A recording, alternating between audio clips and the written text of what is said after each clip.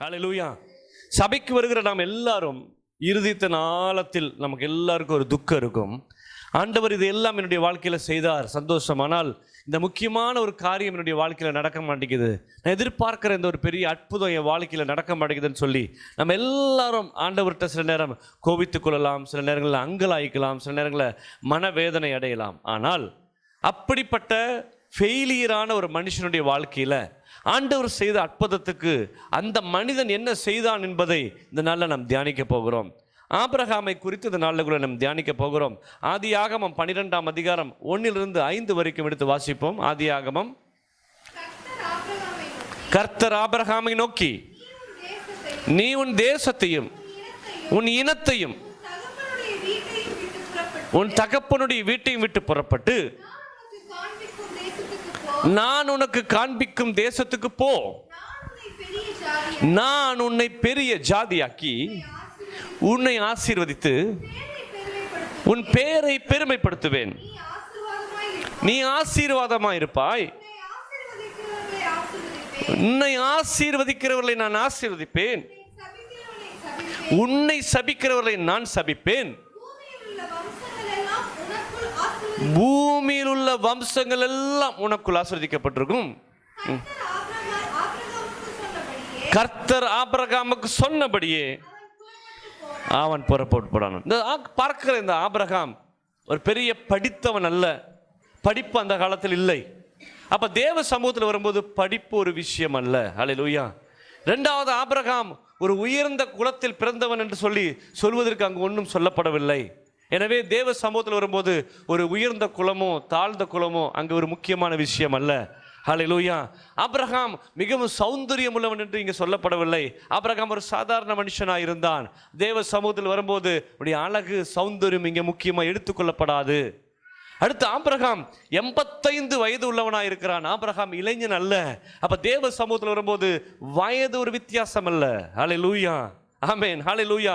ஒருவேளை வேதம் எனக்கு படிக்க முடிஞ்சிச்சுங்க, அதனால அவங்கெல்லாம் படிச்சு மேலே வந்துட்டாங்க, எனக்கு இந்த வேதம் படிக்க தெரியல அதனால நான் இப்படி இருக்கேன்னு சொல்வதற்கு இல்லை. ஆமென். ஆனால் ஆபிரகாமுக்கு ஒன்று தெரிஞ்சது, அவன் ஆபிரகாம் கீழ்ப்படிந்தான் என்று வேதம் சொல்லுகிறது. ஹல்லேலூயா. அந்த தேவன் என்ன சொன்னாரோ அதை அப்படியே கீழ்ப்படிந்தான் என்று சொல்லி வேதம் சொல்லுகிறது. முதலாவது தேவ ஜனங்களாக இருக்கிற நமக்கு கீழ்ப்படிதல் தான் மிக முக்கியம் என்று வேதம் நமக்கு போதிக்கிறது. should be obey God. ஆண்டவருக்கு கீழ்ப்படுகிற விஷயம். ஹல்லேலூயா. இரண்டாவது, அவர் சொன்னபடியெல்லாம் இவன் செய்தான். அவன் சொன்னபடி, ஆண்டவர் சொன்னபடியே அவன் புறப்பட்டு போகிறான் என்று சொல்லி வேதம் சொல்லுகிறது. இங்கே அவன் ஒரு இடத்துக்கு வரும் பொழுது அங்கே 7ஆம் வசனத்தை நாம் வாசிப்போம். கர்த்தர் ஆபிரகாமுக்கு தரிசனமாகி, உன் சந்ததிக்கு இந்த தேசத்தை கொடுப்பேன் என்று. அப்பொழுது அவன் தனக்கு தரிசனமான கர்த்தருக்கு அங்கே ஒரு பலிபீடத்தை கட்டினான். பாருங்க, ஆபிரகாமுக்கு சீனியர் யாரும் கிடையாது, ஆபிரகாமுக்கு சர்ச்சு கிடையாது, ஆபிரகாமுக்கு ஒரு பாஸ்டர் கிடையாது, ஆபிரகாமுடைய வம்சத்தில் யாரும் இந்த தேவனுடைய பேர் இதுதான்ப்பா இதுதான் தேவன் சொல்லலை. ஒருவேளை இன்னைக்கு நம்ம கிறிஸ்டியானிட்டி இருக்குது, முஸ்லீம் இருக்குது, ஹிந்து இருக்கிறாங்க, இப்படி வச்சுக்கலாம். அந்த காலத்தில் எதுவுமே இல்லை, ஒரே ஒன்று, எல்லாம் விக்கிரகத்தை வணங்கிட்டு இருந்தாங்க. அவங்கவுங்க மனம் போன பார்க்கல ஒரு ஏதாச்சும் ஒரு விக்கிரகத்தை உண்டு பண்ணுவாங்க, அதை துதிச்சிட்டு இருந்தாங்க. இந்த தெய்வத்தை இன்ட்ரடியூஸ் பண்ணுறதுக்கு, இந்த யெகோவா தெய்வத்தை அவனுக்கு அறிமுகப்படுத்துவதற்கு ஆபிரகாமுக்கு ஒரு ஆள் இல்லை. ஹல்லேலூயா. ஆண்டவர் நேரிட்டு வந்து ஆபிரகாமை நோக்கி ஆபிரகாமே ஆபிரகாமே ஆபிரகாமேன்னு கூப்பிடுறாரு. ஒருவேளை அவனுக்கு முன்னோடி யாரும் இல்லை. ஒருவேளை நம்ம சொல்லலாம், இந்த சிஸ்டர் இப்படி ப்ரேயர் பண்ண சொன்னாங்க அதனால் நான் ப்ரேயர் பண்ணேன், அவங்க சர்ச்சுக்கு வர சொன்னாங்க நான் சர்ச்சுக்கு வந்தேன். அப்படி உங்களுக்கு முன்னோடியாக இருந்தது போல ஆபிரகாமுக்கு முன்னோடியான ஒரு ஆளும் இல்லை. ஆனால் ஆபிரகாம் இதுதான் முக்கியம், முதல்ல கீழ்ப்படிந்தான். ரெண்டாவது, தன்னுக்கிட்ட யாரோ ஒருத்தர் பேசுகிறாங்க, அந்த தெய்வம் யாருன்னு எனக்கு தெரியலன்னு சொல்லி அவன் ஒரு பலிபீடத்தை கட்டுகிறான். ஹல்லேலூயா. அவனுக்கு தெரிஞ்சது, அந்த காலத்தில் ஒரு பலிபீடத்தை கட்டி என்ன பண்ணுவாங்க, பலியிடுவாங்க. யாருக்கு? யெகோவா தெய்வத்துக்கு இல்லை. இன்னைக்கு நம்ம கடா வெட்டுறாங்க கோயிலில், காட்டை மாட்டி அடிக்கிறாங்க, கோழி அடித்து பலி விடுறது போல பலியிட்டு இருந்தாங்க. இந்த ஆபிரகாமுக்கு ஒன்று தெரியும், பலிபீடத்தை மட்டும் கட்டுறான். வாசிங்க அந்த வசனம். இல்லை மேல் வசனம்.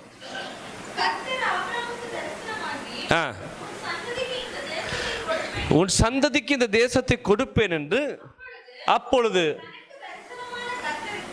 தனக்கு தரிசனமான கர்த்தருக்கு அங்கே ஒரு பலிபீடத்தை கட்டினான். அவ்வளவுதான். அப்ப முதல்ல நம்ம ஆண்டவருக்கு ஒரு பலிபீடம் கட்டணும். ஹல்லேலூயா. பலிபீடம் என்று சொன்னா ஒருவேளை நான் கல் மண்ணெல்லாம் செங்கல்லாம் வச்சு கட்டி அப்படி அல்ல. ஆண்டவர் எதிர்பார்க்கிறது உன் இருதயத்தில் ஆண்டவருக்கு முதல்ல ஒரு இடம் கொடுக்க வேண்டும். ஹல்லேலூயா. there is a special space in your heart. உங்ககிட்ட கேட்டு உங்கள் வாழ்க்கையில் மறக்க முடியாத ஆள் யாருன்னு சொன்னால் நீங்கள் எல்லாத்தையும் சொல்லுவீங்களா? எல்லாரையும் சொல்லுவோமா? 2 பேரும் சொல்லுவோம். ஒன்று நமக்கு ரொம்ப இஷ்டமானவங்க, இன்னொன்று நம்மளை ரொம்ப நோக்கடிச்சவங்க. 2 பேர் வாழ்க்கையில் மனுஷனில் என்ன பண்ண முடியாது, மறக்க முடியாது. அதே போல் ஒரு ஸ்பெஷல் ஸ்பேஸ் உடைய இருதயத்தில் உன் ஆண்டவருக்கு நீ முதல்ல வைக்கிறது தான் பலிபீடம். ஹல்லேலூயா. இவன் பலிபீடம் உண்டாக்குறான். 2வது வசனம் வாசிங்க. பின்பு அவன் அவ்விடம் விட்டு பெயர்ந்து பெத்தேலுக்கு கிழக்கே இருக்கிற ஒரு இடத்துக்கு போய், பெத்தேல் நமக்கு மேற்காகவும் ஆயி தன் கிழக்காகவும் கூடாரம் போட்டு, ஆமென், அங்கே கர்த்தருக்கு ஒரு பலிபீடம் கட்டி, 2வது அவன் வொர்ஷிப் பண்ண ஆரம்பிக்கிறான். ஹல்லேலூயா. முதலாவது உங்க இருதயத்தில் ஆண்டவருக்கு ஒரு பலிபீடத்தை கட்டணும். 2வது அந்த இருதயத்திலிருந்து ஆண்டவர் என்ன பண்ணணும், துதிக்க ஆரம்பிக்கணும். என்ன பண்ணணும், துதிக்க ஆரம்பிக்கணும். இவனுக்கு எதுவுமே தெரியாது, யாருமே சொல்லிக் கொடுக்கல. முதல்ல பலிபீடத்தை கட்டி பார்த்தான், 2வது அந்த பலிபீடத்தை கட்டி துதிக்க ஆரம்பிக்கிறான். அப்ப இன்னொன்னு யோசித்து பாருங்க, ஒரு இடத்துல பலிபீடத்தை கட்டி இன்னொரு இடத்துக்கு வர்றான். சில பேர் சொல்லுவாங்க, எங்க பாஸ்டர் நாங்கள் வீடு மாறி போனோம், அங்கே ஒரு சர்ச்சுமே எங்களுக்கு தெரியல, அதெல்லாம் நாங்கள் சர்ச்சுக்கு போகல. அப்படி நிறைய பேர் சொல்லுவாங்க. எங்களை நாங்கள் தேடி போனோம், அங்கே பக்கத்தில் சர்ச்சே இல்லை. அப்படி இல்லை. You have to church. தேவனை ஆராதிக்கக்கூடிய இடத்துல நம்ம ஆராதிக்கிறோம். அது இல்லாமல் 24 மணி நேரமும் நீ கட்டின பலிபீடத்தில் நீ நினைச்ச நேரம் தேவனுக்கு பலி செலுத்த முடியும். ஹல்லேலூயா. ஆபிரகாம் ஆண்டவரோடு பலி செலுத்துறதை விடலை. இப்போ இவனுக்கு ஒரு வேலை இல்லை, போன்னு சொல்லிட்டார் ஆண்டவர். புறப்பட்டு வந்தான், இங்கே ஒரு பலிபீடத்தை கட்டி பார்க்குறான். அடுத்து கொஞ்சம் வேற ஊருக்கு போகிறான், அங்கேயும் ஆண்டவர் விடலை. அவன் என்ன பண்ணுறான், இங்கே ஒரு பலிபீடத்தை கட்டுறான். அடுத்து 8வது 9, 10 வாசிங்க. அதன் பின் ஆபிரகாம் புறப்பட்டு, இங்க பாருங்க, முதல்ல 7வது வசனத்துல ஒரு பலிபீடத்தை கட்டி அங்க இல்லாம இன்னொரு இடத்துக்கு வர்றான். திருப்பி 8வது வசனத்துல இங்க ஒரு பலிபீடத்தை கட்டி அங்க இல்லாம இன்னொரு இடத்துக்கு பண்றான். டிராவல் பண்றான். ஆண்டவர் சமூகத்தில் ஒருவேளை நீ ஆண்டவரை தெரிந்ததுக்கு அப்புறம் அலைச்சல்கள் உண்டாயிருக்கலாம், உன்னுடைய வாழ்க்கையில அலைச்சல்கள் வரலாம். அந்த அலைச்சல்கள் நல்லது. ஆமென். உங்களை ஆண்டவர் இடம் மாற்றி இருக்கலாம், பெயர்த்து வேறு இடத்துல கொண்டு வந்திருக்கலாம். அதுக்கு ஒரு நோக்கம் இருக்குது. ஆண்டவர் உன்னை ஸ்திரமாக்க போகிறார், உன்னை பெர்மனன்ட் ஆக்க போறாரு. அப்படி லைஃப்ல ஒரு ஒரு எப்படி சொல்றது, ஒரு பிளான் வச்சிருக்கிறாரு. அவன் அவரை விட்டு என்ன பண்றான், பெயர்ந்து வாசிங்க, அடுத்த ஊருக்கு போறான். அந்த தேசத்துல ஐயோ பஞ்சம் உண்டாயிற்று. தேசத்துல பஞ்சம் கொடியதா இருக்கிறதுனால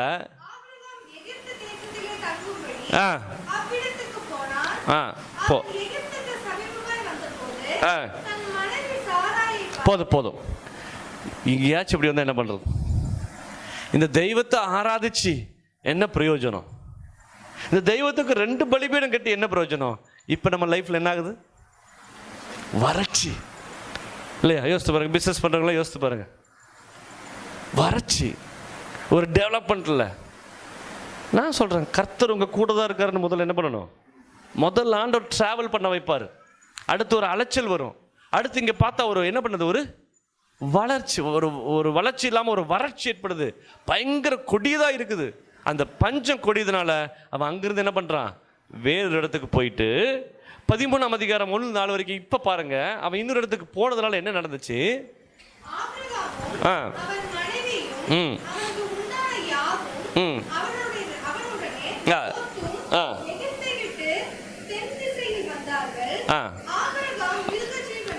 ஆபிரகாம் இப்ப எப்படி ஆயிட்டாரு? மிருக ஜீவன்களும் வெள்ளியும் பொன்னுமான ஆஸ்திகளை உடைய சீமானாய் மாறிட்டான்.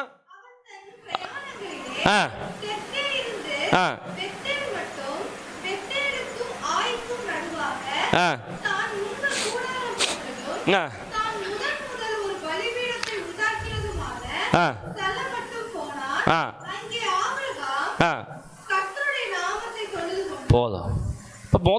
முதல் கட்டின பலிபீடத்துக்கு திருப்பி வர்றான். ஏன், என்ன சம்பவம்? இவனை எல்லா பக்கமும் அலைச்சல் பண்ணி இவனை அலைய வச்சு இவனுக்கு தரித்திரம் வந்து பஞ்சம் கொடியதாகி இப்போ இவன் ஒரு வெல்த்தியாகி சீமான் ஆனதுக்கப்புறம் இவன் முதல்ல எதை நினைக்கிறான்?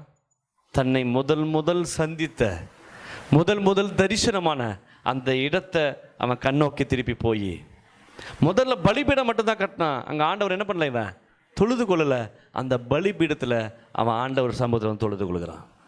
அப்படி அர்த்தம், நம்ம ஓடிட்டே இருக்கிறோம். ஸோ எத்தனை பேர் சொல்ல முடியும், நான் முதல் ஆண்டவர் தெரிந்து கொண்ட வைராக்கியம் எனக்கு இப்போ இருக்கு பாஸ்டர்னு சொல்ல முடியுமா? யோசித்து பாருங்க. நான் ஒரு வருஷத்தில் எத்தனை ஸ்பெஷல் மீட்டிங் வந்திருப்பீங்க? கணக்கு போடுங்களேன். ஒரு வருஷத்துக்கு, ஒரு மாதத்துக்கு 2 வச்சா கூட எத்தனை ஆச்சு? இப்படி வச்சுக்கலாம். 12 ஃபுல் நைட் ப்ரேயர். எத்தனை பேர் அட்டன் பண்ணிடுவீங்க ஒரு வருஷம் முழுவதும் நைட் ப்ரேயர்? நைட் ஃபுல்லாக நைட் ப்ரேயர். அடுத்து எல்லா மாதமும் டெலிவரிஸ் ப்ரேயர். யோசித்து பாருங்க. அப்போ இருக்கிற வைராக்கியம் இப்போ இருக்குதா? ஒரு சந்தர்ப்ப சூழ்நிலை சபையில் வைக்க முடியாமல் போனாலும் எத்தனை பேர் மாசத்துல ஒரு நாள் ஆண்டவருக்குன்னு லீவ் எடுத்து உபவாசம் போட்டிருக்கீங்க? சொல்லுங்க பார்க்கலாம். ஒரு நாள். மற்ற காரியங்களை கெட்டிருக்குதா? காது குத்து, கல்யாணம், சொந்தக்காரங்க, உபசரிப்பு ஏதாச்சும் கம்மியாக இருக்குதா? ஆனால் தெய்வத்துக்கு நம்ம செய்ய வேண்டிய கடமை ஒன்று இருக்குது. நம்மை அழைத்த தெய்வனுக்கு மாசத்துக்கு ஒரு நாள், வாரத்துக்கு ஒரு நாள், ஒரு சில மணி நேரங்களை ஸ்பெண்ட் பண்ணுறதுக்கு நம்மளால முடியல. நிறைய பேர்த்த நான் என் லைஃப்பில் பார்த்துருக்கேன். லீவு போட்டுட்டு கதவை சாத்திட்டு 10 to 12 ஃபாஸ்டிங் இருப்பாங்க. லீவு போடுவாங்க, மெனக்கிடுவாங்க. உங்கள் வாழ்க்கையில் அற்புதம் வரணும்னு சொன்னால் நீ கட்டின பலிபீடம், நீ கட்டின இருதயத்தில் கட்டின பலிபீடத்தில் இருந்த தேவனை நீ ஸ்பெஷலாக ஆராதிக்கணும். இப்போ பலிபீடம் ஃபுல்லாக புல்லு முளைச்சி மரம் வந்துருச்சு. இப்போ அதை பலிபீடத்தை க்ளீன் பண்ணுறதுக்கே நமக்கு 1 வாரம் ஆகும். போடுங்க, ஆகாத கிளையெல்லாம் இருதயத்தில் தூக்கி போட்டு இருதயத்தை சுற்றி போடுறதுக்கு இது சாத்தியமாகுமான்னு தெரியல. அந்த அளவுக்கு என்ன ஆயிடுச்சு நம்ம பலிபீடம்? சொல்லுங்க, உங்கள் இருதய பலிபீடம் எப்படி ஆயிடுச்சு? இப்போ பாலடைஞ்ச பங்களா மாதிரி ஆயிடுச்சு. ஒரு பங்களா பால் அடைஞ்சிருந்தால் என்னெல்லாம் பண்ணணும் யோசித்து பாருங்கள். முதல்ல களை வெட்டுறவருக்கு ஒரு ஆளை கூப்பிடணும், இல்லை அடுத்து குப்பை எடுத்து போடுறதுக்கு ஒரு ஆளை கூப்பிட்டு வரணும், அடுத்து அதை உடஞ்சி போடுறதை சரிப்படுறதுக்கு ஒரு மேசனை கூப்பிடணும், அடுத்து பெயிண்ட் அடிக்கணும். இதெல்லாம் இட் வில் டேக் டைம். அதனால் இன்னைக்கு நீ உனக்கு இருந்த பலிபீடத்தை முதல்ல திருப்பி என்ன பண்ணு, ஞாபகப்படுத்து. ஆண்டவர்கிட்ட வரும்போது, ஆண்டவரை ஆராதிக்கும் போது, அவரை துதிக்கும் போது முதல் நீ கட்டின பலிபீடம் இன்னைக்கு என்ன சூழ்நிலையில் இருக்குது, அந்த இடத்தை எது ஆக்குபை பண்ணியிருக்குது. நீங்கள் ஒரு இடத்த, கோயில், இப்போ நம்ம சர்ச் இருக்குது, இந்த சர்ச்சை நம்ம ப்ராப்பராக பராமரிக்காமல் இருந்தால் என்ன நடக்கும் யோசித்து பாருங்கள். செடி கொடி வரும், அடுத்து பூனை வரும், நாய் வரும், அதெல்லாம் அசிங்கம் பண்ணி போடும், பாம்பு வரும், பாம்பு புற்று கூட வைக்கலாம். அப்போ ஆண்டவருக்குன்னு இருதயத்தில் ஒரு இடம் இருக்குது, இல்லைன்னு நான் சொல்ல வேலை, அது ஓரத்தில் இருக்குது. அது கூட உலக ஸ்நேகம், ஒருவேளை சினிமா, ஒருவேளை ஃபேஸ்புக்கு, ஒருவேளை இன்டர்நெட்டு, இல்லை நமக்கு ஒரு நல்ல வேற ஒருத்தர் மேலே நல்ல ஸ்நேகம், இதெல்லாம் நம்மளை ஆக்குப்பை பண்ணும்போது அதை நெருக்கி அந்த பலிபீடத்தை சுற்றி கலையாய் அது இருக்கும். ஹல்லேலூயா. யோசித்து பாருங்க. அப்போ பலிபீடத்தை ஒருவேளை நான் இப்படி எடுத்துக்கல, ஆபிரகாம் திருப்பி வந்து கண்டிப்பாக அந்த பலிபீடத்தை அவர் என்ன பண்ணியிருக்கணும், சரிப்படுத்தி இருக்கணும். ஏன்னா போயிட்டார் எகிப்துக்கு, ரொம்ப வருஷம் கழிச்சு வராரு. அவர் முதல் கட்டின பலிபீடத்தை சரிப்படுத்தணுங்கிற சிந்தனை ஆபிரகாமுக்கு வந்துச்சு. இப்போ ஆபிரகாம் சீமான் ஆயிட்டான், ஆனால் ஆபிரகாமுக்கு குழந்தை இல்லை. ஆபிரகாமுக்கு அது பெரிய துக்கமாக இருக்குது. அதோடு கூட தான் அவன் நடக்கிறான். அடுத்து அவனுடைய வாழ்க்கையில் இன்னொரு விஷயம் நடக்குது பாருங்க. 13:5-9 வரைக்கும்.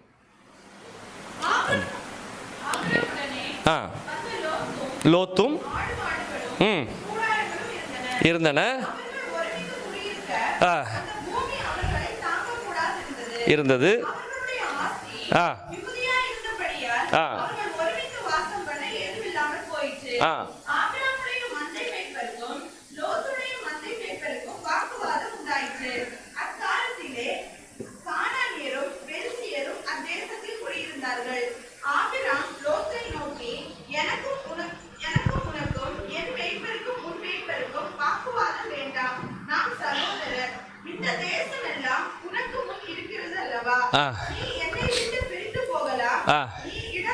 இப்ப பாருங்க, முதல் பண்ணின ஒரு சின்ன பிரச்சனை. பலிபீடத்தை முதல்ல கட்டியாச்சு, ரெண்டாவது ஒரு பலிபீடம் கட்டியாச்சு. இந்த 2 பலிபீடத்தில் சீமான் ஆயிட்டான். ஆனால் ஒரு சின்ன பிரச்சனை அவன் லைஃப்பில் இருந்துகிட்டே இருக்குது. திருப்பியும் அவன் உபவாசம் போட்டு நம்ம ஜெபிக்கிறது போல் பலிபீடத்துக்கு போய் திருப்பியும் ப்ரேயர் பண்ண ஆரம்பிக்கும் போது ஒரு செப்பரேஷன் நடக்குது. அல்லேலூயா.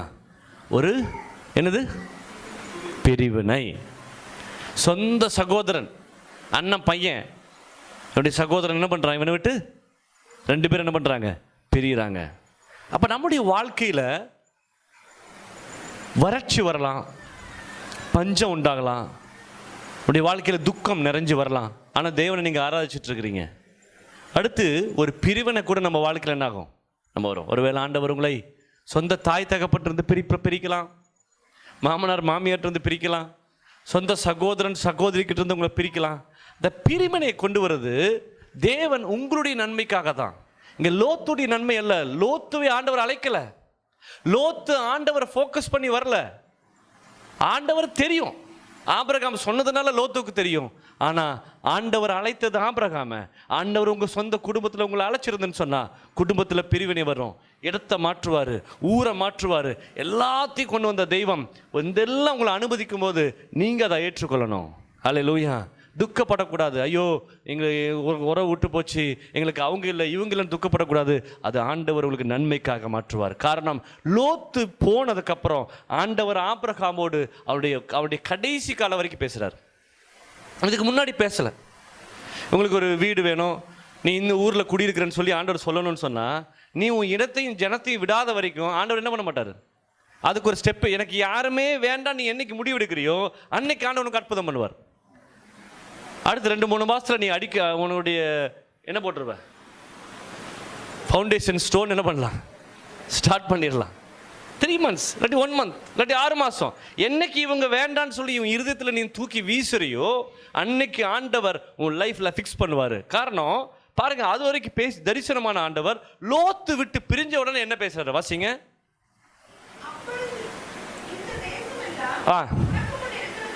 இருக்கிறது அல்லவா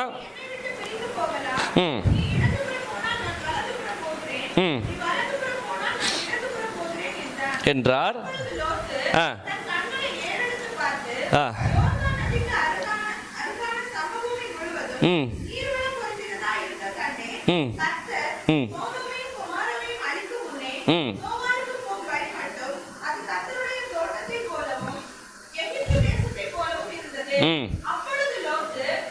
பதினாலாவது வசனம். லோத்து ஆபிராமை என்னது, லோத்து ஆபிராமை விட்டு பிரிந்த பின்பு கர்த்தர் ஆபிரகாமை நோக்கி உன் கண்களை ஏறெடுத்து பார், நீ இருக்கிற இடத்திலிருந்து வடக்கேயும் தெற்கேயும் கிழக்கேயும் மேற்கேயும் நோக்கி பார்.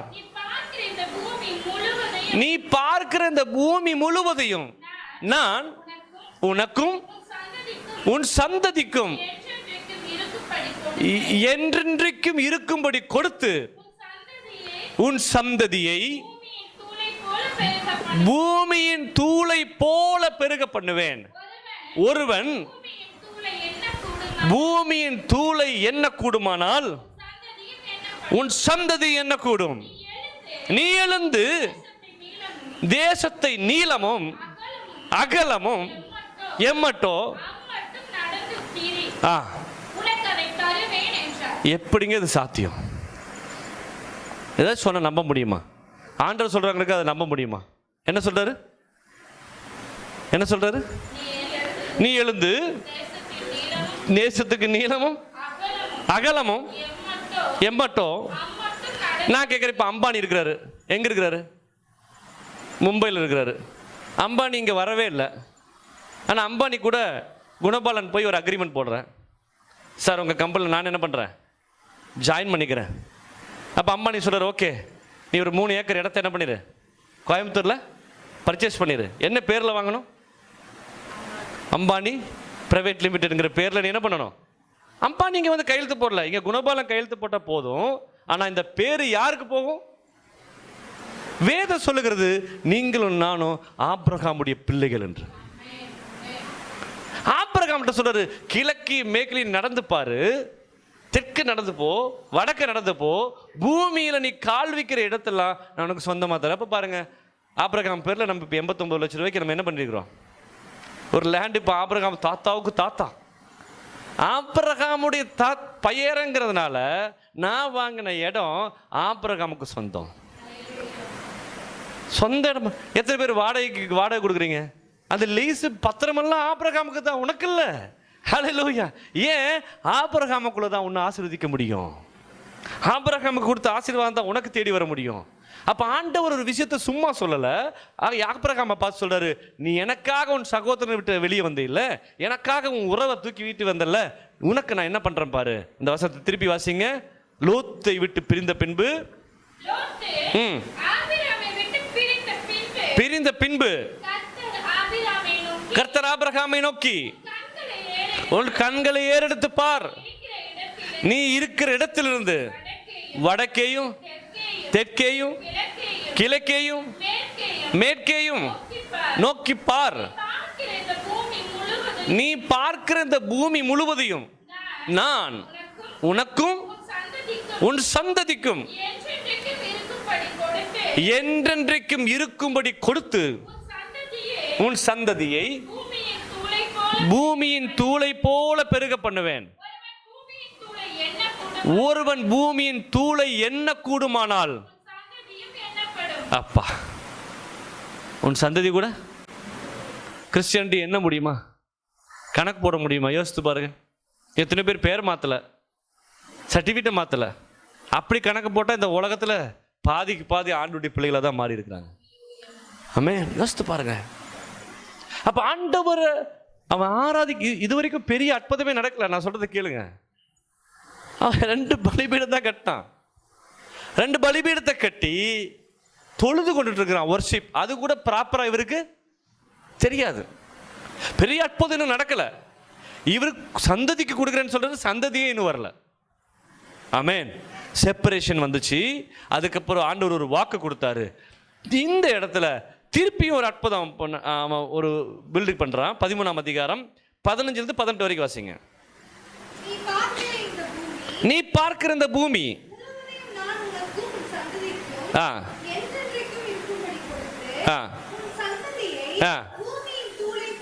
18வது வசனம்.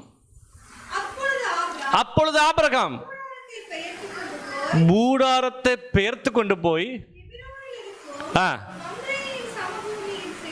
சேர்ந்து குடியிருந்து, ஆமே. இப்ப திருப்பி என்ன பண்றாரு? ஒரு கிறிஸ்துவனுடைய வாழ்க்கையில ஃபாஸ்டிங் அண்ட் பிரேயர் லைஃப்ல கண்டினியூவா நடந்துட்டே இருக்கணும். எங்க போனாலும் you should be focus on God. ஒரு புது ஊருக்கு போனா கூட, இங்க இந்த ஞாயிற்றுக்கிழமை ஆராதிக்கிறதுக்கு எங்க சர்ச்சு, ஏதோ ஒரு சர்ச்சு, ஞாயிற்றுக்கிழமை தேவனை ஆராதிக்கணும். ஞாயிற்றுக்கிழமை இல்லை, 24 மணி நேரம் தேவனுக்கு நீ ஒரு டைம் என்ன பண்ணணும், கொடுக்கணும். முஸ்லீம்ஸை பாருங்க, எங்கேயாச்சும் அனாவசியமாக நீங்கள் அவங்கள பார்க்குறீங்களா? வேலை செய்வான், வீட்டுக்கு போவான், 5 வேளை நமாஸ் பண்ணுவான். எனக்கு நிறைய முஸ்லீம்ஸ் ஃப்ரெண்ட்ஸ் இருக்கிறாங்க. என்னதான் அவன் கடையில் பேசிகிட்டு இருந்தாலும் மொபைல் பாருங்க, மொபைல் கடை, கஸ்டமர் வந்துட்டு இருப்பாங்க 1 மணிக்கு, ஜி கொஞ்சம் இருங்க நான் வந்துடுறேன்னு சொல்லிட்டு என்னையும் அங்கே உட்கார வச்சுட்டு அவன் கரெக்டாக போய் ஒரு 1 ஹவர் என்ன பண்ணுவான்,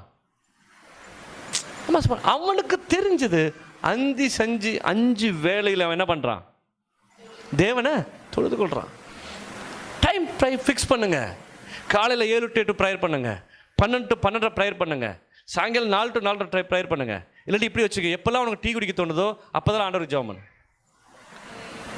அட்லீஸ்ட் எப்போல்லாம் ஸ்நாக்ஸ் சாப்பிடணும்னு தோணுதோ அந்த ஸ்நாக்ஸை சாப்பிட்டு ஒரு 10 நிமிஷம் ஆண்டவருக்கு என்ன பண்ணலாம், ஜெபம் பண்ணலாம். ஆபிரகாம் அதை செஞ்சான். ஆபிரகாம் பண்ற வேலை கூடாரத்தை பெயர்த்த வேண்டியது, அங்க போய் பொறுத்து ஒரு பலிபீடம் கட்ட வேண்டியது, கூடாரத்தை போட வேண்டியது, பலிபீடம். ஏன்னா இவன் லைஃப் எதை ஃபோக்கஸ் பண்ணியிருக்குது? கடவுளை ஃபோக்கஸ் பண்ணியிருக்குது. இந்த குடிகாரங்களாம் பார்த்தீங்கன்னா என்ன பண்ணுவான் பாருங்க, பார்த்துருக்கீங்களா? குடிகாரன் இந்த கல்யாண மண்டபத்தில் கல்யாண மண்டபத்தில் அன்னைக்கு தான் புதுசாக வந்திருப்பாங்க. யாருன்னே தெரியாது. அந்த குடிகாரங்க எப்படி செட்டு சேருவாங்கன்னு தெரியாது. இவன் ஆளை பார்த்தனை கண்டுபிடிப்பான். ஓ, இது விஷயம் அடிப்பார் போல் இருக்கு, வாங்கச்சி அப்படியே காத்தோடமா என்ன பண்ணலாம், காத்து வாங்க நடந்து போறேன்னு போயிட்டு வரும்போது இவர் அவரை பிடிச்சிட்டு வரணும், அவரு அப்படியே செட்டு சேர்ந்துருவாங்க. பார்த்துறீங்களா? ஒரு ஊருக்கு போனா இவனுங்க முதல்ல தேடுற இடம் சொல்லுங்க. நேராக போவோம் ஆட்டோ, அண்ணே இந்த கடை எங்கண்ணே இருக்கு, இந்த பக்கம் தூரமா பக்கமா? ஓகே, அவன் பாவி. அல்லது அவனுடைய நோக்கம் 24 எதாவா இருக்குது, இங்க போனா என்ன கிடைக்கும், இங்க போனா என்ன கிடைக்கும். அப்ப தெய்வத்தை ஆராதிக்கிற நம்ம ஒரு ஊருக்கு வந்தா இங்க விசுவாசி யார் இருக்கா, ஆண்டவர் ஆராதிக்கிறவங்க யார் இருக்கிறாங்க, இங்க ஆண்டவருக்கு ஏதாச்சும் செய்ய முடியுமா, ஆண்டவருக்கு ஏதாச்சும் பண்ண முடியுமான்னு சொல்லி you should be focus on God. 24 மணி நேரமும் நம்முடைய சிந்தனை ஆண்டவரை பற்றியே இருக்கும் பொழுதுதான் அது அற்புதமாய் மாறும். ஹல்லேலூயா. இப்போ மம்ரேங்கிற சமபூமிக்கு என்ன பண்ற தலைவர், இப்போ அங்கே போய் செட்டில் ஆயிட்டார். அடுத்து இங்கே பாருங்க, 14ஆம் அதிகாரம் வரும்பொழுது அங்கே ஒரு விஷயம் நடக்குது. இவங்க அண்ணன் பையன் பிரிஞ்சு போயிட்டான்ல லோத்து, அவனை கொஞ்சம் பேர் கடத்தி கொண்டு போயிட்டாங்க, பொண்டாட்டி பிள்ளைகளோடு சேர்த்தி. இவனுக்கு கேள்விப்பட்ட துக்கம் தாங்க முடியல. இருந்தாலும் இவர் ஒரு 300 பேர்த்த கூப்பிட்டு போய் அவனெல்லாம் அடித்து துரத்திட்டு என்ன பண்ணுறான், அண்ணனையும் அண்ணன் பையனையும் பிள்ளைகளை என்ன பண்ணுறான் இவன் கூப்பிட்டு வரும்பொழுது ஆப்போசிட்ல ஆண்டவர் ஒரு ராஜா உருவத்தில் வர்ற மாதிரி தான் அந்த வசனம் வரும். அவனுடைய பேர் என்ன வாசிங்க, 14, 17 வாசிங்க. சாலமன் ராஜா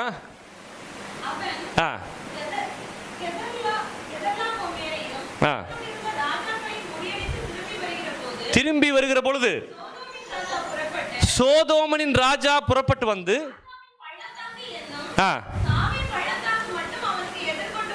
எதிர்கொண்டு போனான். அன்றியும் உன்னதமான தேவனுடைய யார் அந்த ராஜாவை பத்தி சொல்றாங்க, உன்னதமான தேவனுடைய ஆசாரியனா இருந்த சாலமனின் ராஜாமாகிய அப்பமும் திராட்சரசமும் கொண்டு வந்து அவனை ஆசீர்வதித்து வானத்தையும் பூமியும் உடையவராகிய உன்னதமான ஆசீர்வாதம் ஆபிரகாமுக்கு உண்டாவதாக, உன் சத்துருக்களை உன் கையிலே ஒப்பு கொடுத்த சொன்னான். இவனுக்கு ஆபிரகாம் இங்க பாருங்க, இங்க ஒரு புது ஸ்டோரி வருது. இவன் யாருனே தெரியாத ஒரு ராஜாவுக்கு என்ன பண்றான், தசம பாகம் கொடுக்குறான். இந்த தசம பாகத்தை பத்தி யாராச்சும் முன்னாடி டீச் பண்ணியிருப்பாங்களா ஆபிரகாமுக்கு? மோசே இந்த புஸ்தகத்தை எழுதுறது மோசே. ஆதியாகமம், யாத்திரையாகமம், லேவியராகமம், எண்ணாகமம், உபாகமம். இது எழுதின இந்த மோசே கிட்ட ஆண்டவர் சொல்றாரு, மோசே ஆபிரகாம் ஒருத்தர் இருந்தான், இப்படிலாம் வாழ்க்கையில் நடந்துச்சு, நான் இப்படி அப்படி பண்ணேன். அவன் தசம பாகம் கொடுத்தான்னு ஆண்டவர் சொல்லி தான் மோசே எழுத முடியும். அப்போ முதல் ஆண்டவருக்கு ஒரு பங்கு கொடுக்கணுங்கிறத ஆரம்பிச்சதே ஆபிரகாம் தான். ஏன்னா எபிரேயரில் சொல்லப்பட்டிருக்கு, இந்த 7ஆம் அதிகாரத்தில் இந்த மெல்கிசேதேக் யாருன்னு சொல்லப்பட்டிருக்குது. எபிரேயர் 7ஆம் அதிகாரம் வாசிங்க. எபிரேயர் 7.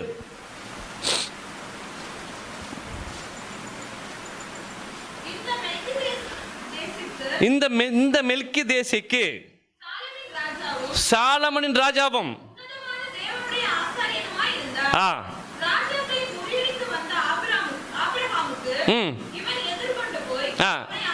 அவனை ஆசீர்வதித்தான். இவனுக்கு ஆபிரகாம் எல்லாவற்றிலும் தசம பாகம் கொடுத்தான். இவனுடைய முதல் பேராகிய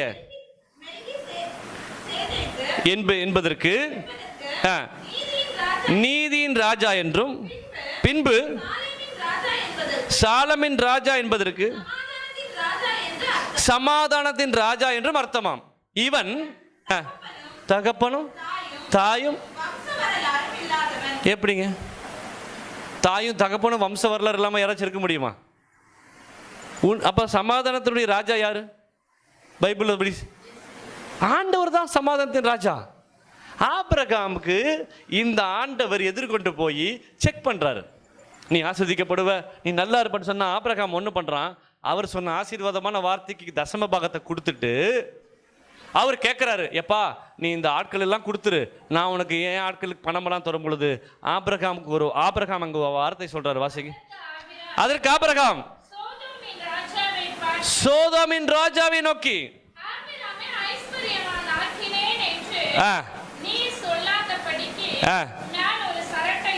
என்னது நீங்க எனக்கு கொடுத்தீங்கன்னு எனக்கு பேரு வராதபடிக்கு நம்ம இப்படிப்பட்ட வைராக்கி இருக்கணும். இவங்க எனக்கு கொடுத்ததா நான் நல்லா இருக்கிறேன், இவங்க காசு கொடுத்தது நல்லா இருக்கேன்னு நம்மளை வந்து யாரும் சொல்லிடக்கூடாது.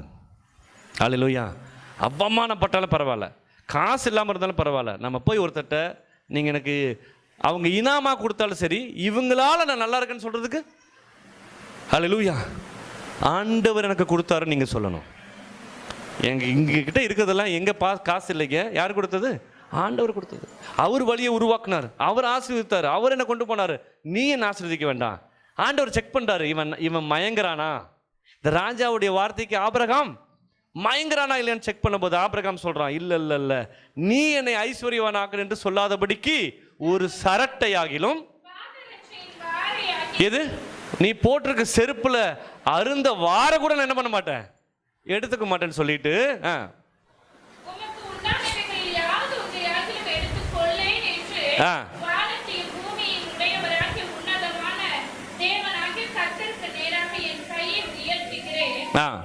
அடுத்து செப்பரேஷன் வந்தாலும் எது வந்தாலும் இந்த ப்ராப்ளம் வரும்போது we should be very careful. யார்கிட்டையும் நம்ம என்ன பண்ணக்கூடாது, பெக் பண்ண கூடாது. யார் இடத்துல போய் நிற்கிறது ஆண்டவருக்கு இஷ்டமான காரியம். காரணம், உனக்குள்ள அபிஷேகம் இருக்குது, ஆண்டவர் உன்னை அழைத்திருக்கிறாரு, உன்னை மகிமைப்படுத்த போகிறாரு. நீ உன்னதமான தேவனுடைய பிள்ளை. நீ போய் ஒரு இடத்துல உதவிக்கு நிற்கும் போது ஆண்டவருக்கு துக்கம் என்ன பண்ணாது, தாளாது. அப்போ ஆபிரகாம் வேண்டான்னு சொன்னதுக்கப்புறம் ஆபிரகாம்கிட்ட திருப்பி இறங்கி வர்றார் ஆண்டவர். வாசிங்க 15ஆம் அதிகாரம். இந்த காரியங்கள் நடந்த பின்பு கர்த்தருடைய வார்த்தை ஆபிரகாமுக்கு தரிசனத்தில் உண்டாகி அவர், ஆபிராமே நீ பயப்படாத. ஆண்டவர் உங்களை பார்த்து என்ன சொல்றாரு, டோன்ட் ஃபியர். எல்லா கிறிஸ்துவர்களாக உங்களுக்கு ஆண்டவர் சொல்ற, நீ பயப்படாத. முதல்ல என்ன சம்பவிச்சிச்சு, நீ பயப்படுற, நீ பயப்படாத, நான் உனக்கு கேடகமும், நான் தாப்பா உனக்கு கேடகம், நான் தான் உனக்கு மகா பெரிய பலன். அடுத்து அதற்கு ஆபிரகாம், கர்த்தராகிய ஆண்டவரே அடி எனக்கு என்ன தருவீர், நான் பிள்ளை இல்லாம இருக்கிறேனே. கேட்கிறான், வெக்கத்தை விட்டு யார்கிட்ட கேட்கிறான், ஆண்டவர்கிட்ட. கிட்டத்தட்ட ரொம்ப வருஷமா பேசிட்டு இருக்க ஆண்டவர்கிட்ட. நீ மனுஷங்கிட்ட வெக்கத்தை விட்டு பேசுறதை காட்டிலும் ஆண்டவர்கிட்ட வெக்கத்தை விட்டு பேசணும், அழுகணும். ஆமென். ஆண்டவரே நான் பிள்ளை இல்லாமல் இருக்கிறேன், ஆண்டவரே எனக்கு இது இல்லை, ஆண்டவர் நான் அவமானப்பட்டு நிற்கிறேன், ஆண்டவர் எனக்கு ஒரு வண்டி இல்லை, ஆண்டவர் எனக்கு ஓட்டுறக்கு ஒரு சைக்கிள் இல்லை, ஆண்டவர் என்ன இவ்வளோ துக்கத்தோடு இருக்கு, எனக்கு ஒரு நல்ல வீடு இல்லை, ஆண்டவரே எனக்கு ஒரு வீடு கொடுங்க. நீங்கள் கேட்குற பிரகாரம். நம்ம டெடிகேஷனுக்கு என் ஃப்ரெண்டு ஒருத்தர் வந்தார், ஜஸ்கிங்னு, லாஸ்ட்டாக வந்தார். அவர் பெரிய பாஸ்டர். எங்கள் காலேஜில் எல்லாராலையும் ரொம்ப கேவலப்படுத்தப்பட்டவர் அவர் தான். அவருடைய நடை உடை பாவனங்கள், அவர் நடக்கிற ஸ்டைலை வச்சு எல்லோரும் கிண்டல் பண்ணுவாங்க. ஆனால் இவன் வெள்ளை சட்டை வெள்ளை பேண்ட்டு இதை இப்படி போட்டு தான் காலேஜுக்கு வருவார். எங்கேயாச்சும் தினகரன் மீட்டிங் எங்கேயாச்சும் இருந்து யாராச்சும் சொல்லுவாங்கல்ல, இங்கே கூட்டத்தில் இருக்கவங்க யாராச்சும் ஜெபம் பண்ணால் முதல் கை ஜஸ்கிங் கையாக தான் இருக்கும். ஆண்டவரே நான் சொல்லி ஜெபம் பண்ணுவான். படிக்க மாட்டான், அவ்வளோ ஒரு இது இல்லை. அவங்க அம்மா வீட்டு வேலை செஞ்சு அவனை படிக்க வச்சாங்க. அப்பா கிடையாது. இல்லை, யோசித்து பாருங்க. இந்த ஜஸ்கினுக்கு அப்பா கிடையாது, அம்மா வீட்டு வேலை செஞ்சு என்ன பண்ணாங்க, படிக்க வச்சாங்க. காலேஜில் 3 வருஷம் அவர் ஒரு போதகர் மாதிரி தான் நடந்துக்குவார். அங்கே நைட் ப்ரேயர் நடத்துவார், அங்கே ஒரே ப்ரேயராக தான் இருக்கும். நான் பின்னாடி கேள்விப்பட்டது, அவனுடைய கல்யாணத்துக்கு 1000 கார் வந்துச்சான். தனக்காரு அவனு மனைவி இப்போ அவங்க டாக்டர், பிஹெச்டி கொங்குநாடு காலேஜில். இவன் எல்லா நாட்டுக்கு போய் ஊழியக்காரங்களை உருவாக்குற டீச்சராக இருக்கிறான். அப்போ நீ ஆண்டவரை பிடிச்சிட்டேன்னு சொன்னால் பிடிச்ச மாதிரி இருக்கணும், அறகுறையாக இருக்கக்கூடாது. வெறும் ஒர்ஷிப் மட்டும் பண்ணிட்டு இருந்த பிரயோஜனம் கிடையாது. ஆண்டவரை வைராக்கியமாக நீ பிடிச்சேன்னு சொன்னால் ஆண்டவர் படிப்படியாய் உங்கள் வாழ்க்கையை உயர்த்துவதற்கு கேரண்டி. நீ எதுக்கு துக்கப்பட்டிருக்க வேண்டிய அவசியம் இல்லை. ஆனால் நீ பிடிக்கிற பிடி உடுப்பு பிடியாக இருக்கணும். ஹல்லேலூயா. சும்மா பிடிக்கக்கூடாது. ஆண்டவரை நீங்கள் ஒரு ஃபோக்கஸ்டாக பிடிக்கணும். இதுதான் ஜீவன், இந்த ஆண்டவர் தான் என் வாழ்க்கை, இந்த சர்ச்சை தான் என் வாழ்க்கைன்னு சொல்லி என்னைக்கு உங்கள் வாழ்க்கையை நீங்கள் ஃபோக்கஸ் பண்ணுறீங்களோ உங்கள் லைஃப் அப்படி அதிகமாகிட்டே இருக்கும். நான் சொல்கிறேன், ஜாஸ்வாவை பற்றி நான் அடிக்கடி சொல்லுவேன். ஜாஸ்வாவுடைய தாத்தா, அவருக்கு தெரிஞ்சு வேலைக்கு போவார். சர்ச்சு இப்போ கோவில் பிள்ளை அவர் தான். நாங்கள் ஒரு 6 பேர் தான். எங்கள் வீட்டில் ஒரு 6 பேர், அவங்க வீட்டில் ஒரு 3 பேர். ஞாயிற்றுக்கிழமை ஐயர் வருவார், வீட்டை கூட்டி க்ளீன் பண்ணி பெல் அடிக்கிறது யார் வேலை? ஜாஸ்வாவுடைய தாத்தா. சாதாரண எஸ்டேட்டில் ஓட்டு வீட்டில் குடியிருந்தாங்க. ஐயர் ஊழியக்காரங்க வந்தால் அது அடுத்த வருஷம் அதான் நான் சொல்ல போகிறேன். அப்புறம் யோசித்து பாருங்க, இவன் எல்லாத்துலேயும் தசம்பாவம் கொடுத்து மனுஷங்கிட்ட ஆஸ்வதிக்க வேண்டாம், கடவுளை ஆஸ்வதிக்க நினைக்கும் போது ஆண்டவர் அவனை கூப்பிட்டுன்னு சொல்கிறாரு. இறங்கி வரும்போது இவன் கேட்குற வெக்கத்தை விட்டு ஆண்டவர்கிட்ட கேட்குறான். கேட்டதுக்கப்புறம் ஆண்டவர் சொல்கிறாரு, வெளியே வா, வானத்து வாசிங்க. அவனை வெளியே அழைத்து நீ வானத்தை அண்ணாந்து பார், நட்சத்திரங்களை என்ன கூடுமானால் அவைகளை என்ன என்று சொன்னார். நமக்கு பேர் என்ன தெரியுமா? நம்ம எல்லாம் மின்னுகிற நட்சத்திரங்களா? என்னது? ஆண்டவர் யாரை சொன்னார்? ஆபிரகாமை பார்த்து, உனக்கு பிள்ளைகள் உண்டாகும், நீ இன்னைக்கு பார்க்கல, உடனே நீ போயிடுவ, இந்த பூமி முழுவதும் உனக்கு பிள்ளைகள் உண்டாகும். நம்ம வானத்து நட்சத்திரங்கள் போல ஆண்டவர் படைச்சாராம், மின்னுகிற நட்சத்திரங்களை போல. நம்ம பூமிக்கு வெளிச்சமாக இருக்கிறோம். நம்ம தான் இன்னொருத்தருக்கு வெளிச்சம் கொடுக்கணும். நமக்கு ஒருத்தன் வழிகாட்ட வேண்டிய அவசியம் இல்லை. நமக்கு வழி தெரியும். கூட வந்தால் நான் உனக்கு என்ன பண்ணுறேன்? இங்கே பாருங்க, இருட்டு, 10 பேர் நின்றுருக்கான், 100 பேர் நின்றுருக்கான், கார் இருள், நீ மட்டும் டார்ச் அடிச்சுட்டு வர, எப்படி இருக்கும்? உன் ஒருத்தக்கிட்ட தான் டார்ச் லைட் இருக்குது, 100 பேர் வீட்டில் இருக்கிறான், 100 பேர் பேசிட்டு தான் இருக்க முடியும். டேய் பக்கத்துலேயே இருங்க, கையை பிடிச்சிட்டே இருங்க, காலில் ஏதாச்சும் ஊறிச்சுன்னா மிதிச்சிரு. ஏன்னா இருட்டாக இருக்குது, நடக்க முடியாது, என்னன்னு பார்க்க முடியாது. ஆனால் நீ தூரத்தில் வரும்பொழுதே ஒரு வெளிச்சம் அவனுக்கு தெரியும். டேய், ஏன்னா வேதம் சொல்லுது, நீ வெளிச்சத்தின் பிள்ளைகள். நமக்கு வழி தெரியும், நமக்கு போகிற வழியும் நமக்கு தெரியும். நீ ஜாயின் பண்ணுறதுனா என் கூட என்ன பண்ண ஜாயின் பண்ண. நீ என் அதான் ஆண்ட சொல்றாரு, குருடனுக்கு வழிகாட்ட முடியுமா? குருடன் எல்லாத்துக்கும் வழிகாட்ட முடியுமா? யோசித்து பாருங்க. நம்ம குருடன் கிடையாதுங்க. நான் யாரு, எப்படி பிறந்தேன், நான் என்ன பண்ணிட்டு இருக்கிறேன், என் ஃபோக்கஸ் என்ன, எதிர்காலம் என்ன எனக்கு தெரியும். நான் உன்னை நம்பி நான் போய் குழியில் போய் விழுவா சொல்லுங்க? ஒரு ஃபோக்கஸ்டு கிடையாது. எதிர்காலம் என்னன்னு தெரியாது, ஆண்டவர் தெரியாது, ரட்சிப்பு தெரியாது. இவங்களை நம்பி எப்படி போகிறது? ஆனால் உனக்குள்ள வெளிச்சம் இருந்துச்சுன்னா நீ 1000 பேத்துக்கு வெளிச்சம் காமிக்க முடியும்.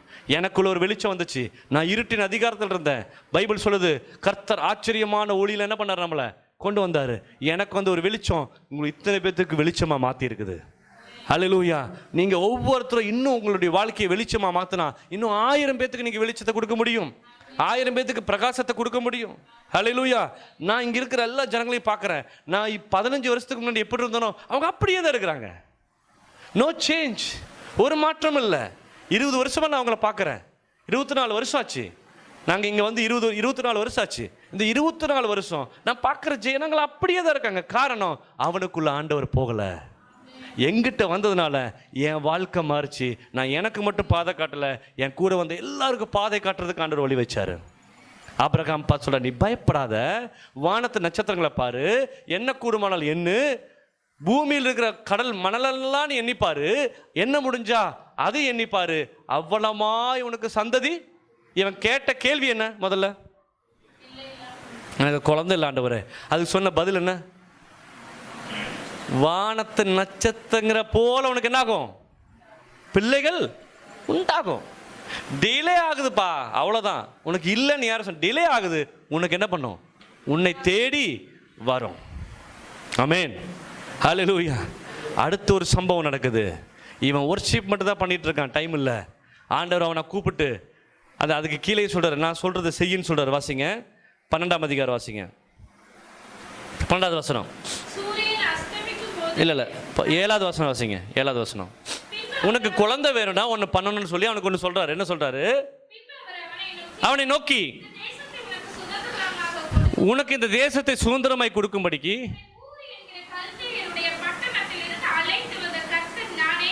என்றார். கர்த்தராகிய ஆண்டவரே, நான் இதை சுதந்திரித்துக் கொள்வேன் எப்படி தெரிஞ்சுக்கிறது? அதற்கு அவர் 3 வயது கிடாரையும் 3 வயது வெள்ளாட்டையும் 3 வயது ஆட்டுக்கடாவையும் ஒரு காட்டுப்புறாவையும் ஒரு புறா குஞ்சியையும் என்னிடத்தில் கொண்டு வா என்று சொன்னார். கொண்டு வந்து அவைகளை நடுவாய் துண்டித்து அந்த பறவைகளை அவன் துண்டிக்கவில்லை.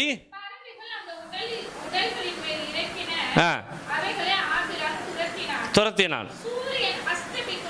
சூரியன் அஸ்தமிக்கும் போது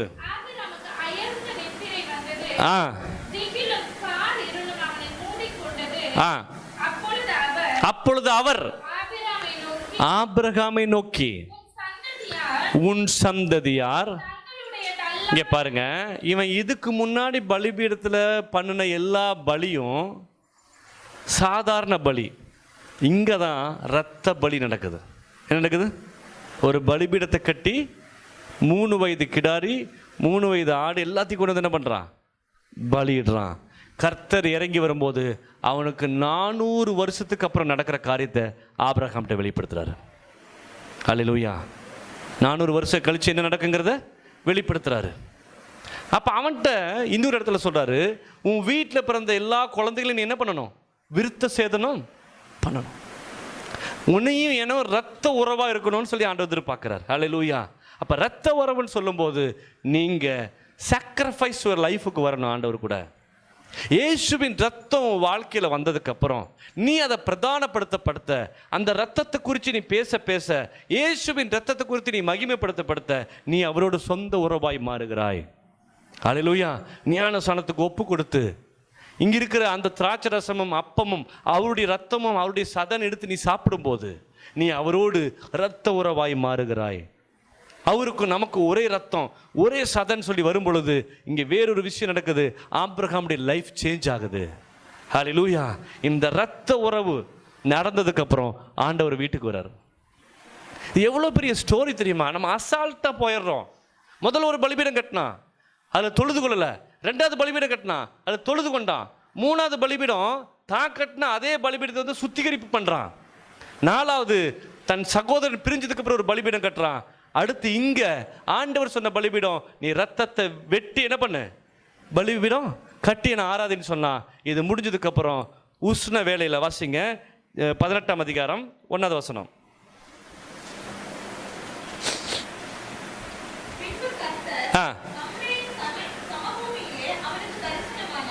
இந்த முதல்ல இவர் என்ன பண்ணிட்டு இருந்தாரு? அவங்க அண்ணன் பையன் பிரிஞ்சு போனான்ல, வசனம் 13ஆம் அதிகாரம் லாஸ்ட்ல. அப்ப எங்க இருந்து போனார் இவரு? மம்ரேயின் சமபூமிக்கு தான் என்ன பண்றாரு இவரு. இப்ப எங்க இருக்கிறாரு? அதுக்கு மேல என்ன வார்த்தை சொன்னாரு? உன்னை ஒரு இடத்துல நான் என்ன பண்ணுவேன்? ஸ்தாபிப்பேன். உன்னை ஒரு இடத்துல நான் பெர்மனன்ட் ஆக்குவேன்னு சொன்னாரு. அதுதான் மம்ரேயுடைய சமபூமி. அந்த மம்ரேயுடைய சமபூமியில மதியானம் ஆபிரகாம் தூங்கிட்டு இருக்காரு. வாசிங்க அப்படியே உஷ்ண வேலையில வாசிங்க அந்த வசனம். தரிசனமானார் பகலில் உஷ்ண வேளையில் கூடார வாசல்ல உட்கார்ந்திருந்து தன் கண்களை ஏறெடுத்து பார்க்கும்போது இதோ 3 புருஷர்கள் அவனுக்கு எதிராய் வந்தாங்க. அவங்களை கண்டவுடன்